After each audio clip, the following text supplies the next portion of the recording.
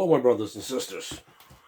It's been a while since we've talked. I just figured we'd take some time here, and we're in the little shop. It's getting to be cold up here. It's going to be between 2 and 8 degrees tonight up here on what we call the mountain, and decided to do some work inside this afternoon to try to warm up and stay warm. Getting some much needed stuff done. This new gas is so great. We're got a chainsaw with the float stuck because of the new gas, and the carburetor's all screwed up, so we're trying to get that fixed so we can cut firewood. We rehung an axe. We got the splitting mauls sharpened. Yep, it is a very good idea to sharpen your splitting mauls. They split a lot easier if you sharpen them up. We sharpened a couple axes today.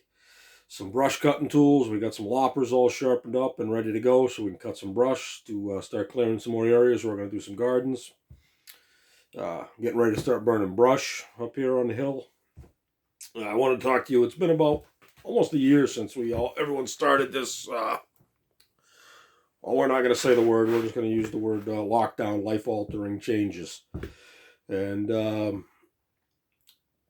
lot of people were caught off guard because they weren't prepared. Didn't really affect us much up here because always been prepared and always thought ahead and tried to prepare. Nothing like a cup of nice tea on a cool night. We always had plenty of potable water, non-potable water. Plenty of food stocked up.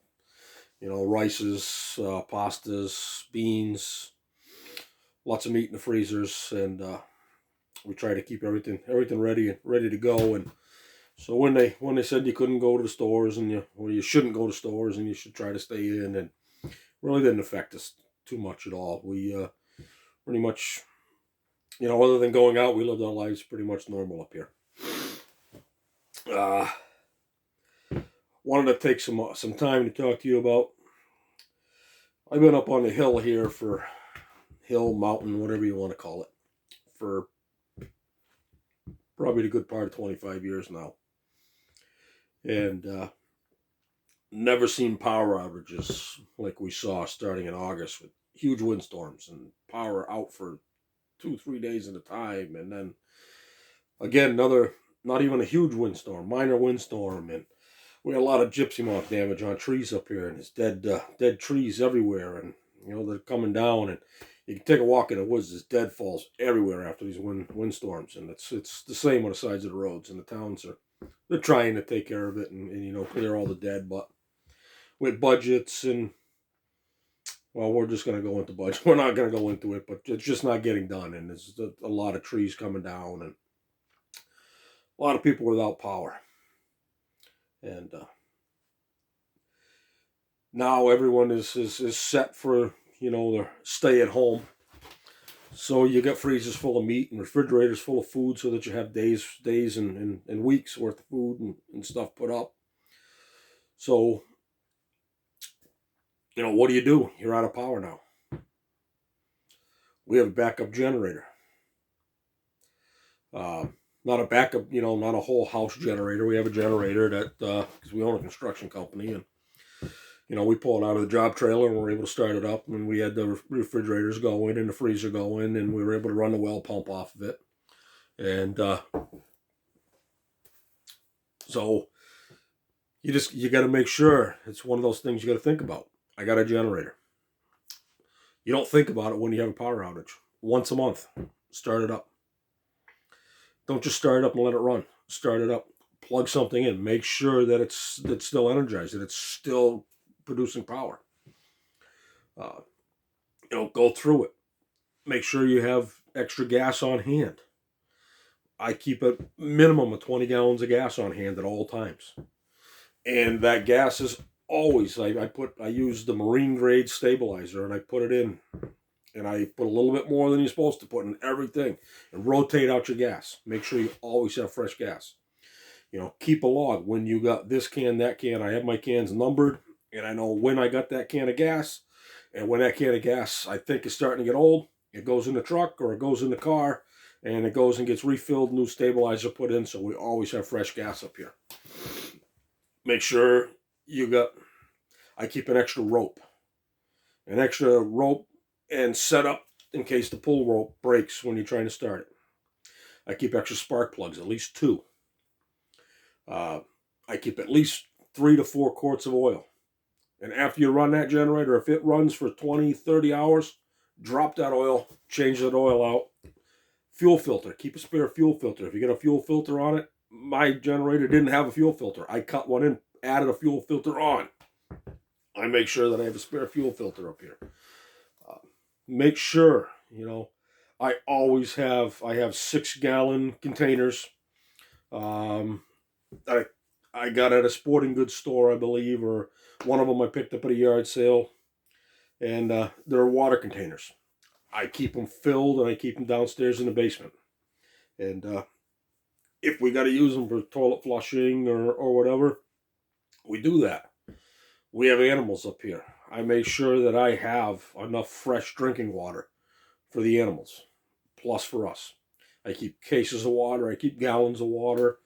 And if they predict it's going to come, I have those Igloo 5-gallon job site water drinking containers with the spigot on the bottom of them. And those get filled up with fresh drinking water, so we have plenty of drinking water. The other thing to consider and think about is winter. You lose power in the winter. You got a wood stove. Fortunately, our wood stove is not hooked up right now because we need to put a liner in the chimney. So, what do?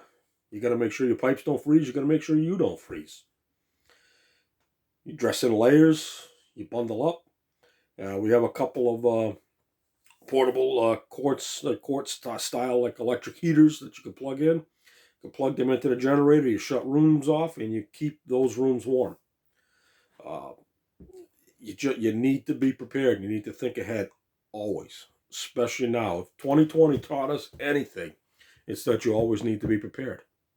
We need to always be looking for what we can do to keep ourselves prepared and to better prepare ourselves.